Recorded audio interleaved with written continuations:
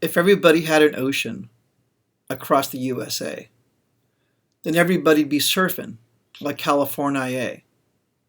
You'd see them wearing their baggies, Huarache sandals too, a bushy blonde hairdo, surfing USA. If you don't know the words to that, that's from a song by the Beach Boys. In fact, inside of the sleeve of the 1962 album Surfin' Safari by the Beach Boys is written this. For those not familiar with the latest craze to invade the sun-drenched Pacific coast of Southern California, here is a definition of surfing. A water sport in which the participant stands on a floating slab of wood, resembling an ironing board in both size and shape, and attempts to remain perpendicular while being hurtled through the shore at a rather frightening rate of speed on the crest of a huge wave.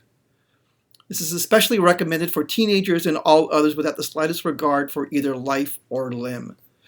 What I like about this also is that if you think about where surfing has come over the years, skateboarding and surfing have come over the years, it's a very X Games place, and a kind of a sportsman-like place, which is exactly what that's about, especially recommended for teenagers and all others without the slightest regard for either life or limb.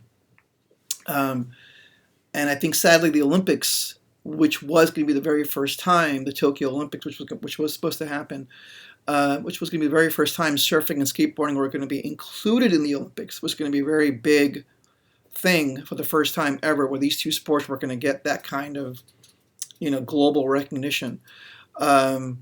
Sadly, now I think it's going to be postponed because of the current state of the world with the virus and all that. So I do hope that when the Olympics does finally happen, that surfing and skateboarding get the finally well-deserved attention that it's been needing. Okay, so the practice of riding a vessel with a wave was practiced since the Mochica culture, pre-Incas. This is Peru, around 2,000 years ago.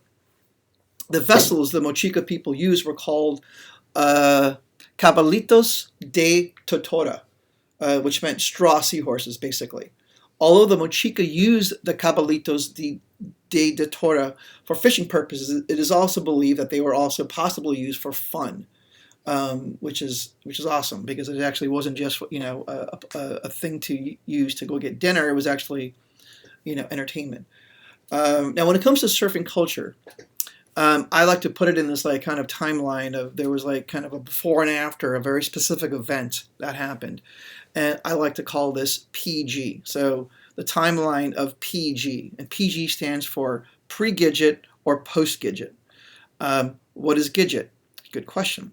Gidget was a movie that came out in 1959. It starred Sandra Dee about a teenage girl initiation to California surf culture. This one film is credited as the biggest factor to mainstream surf culture in the United States. Here's a clip from Gidget.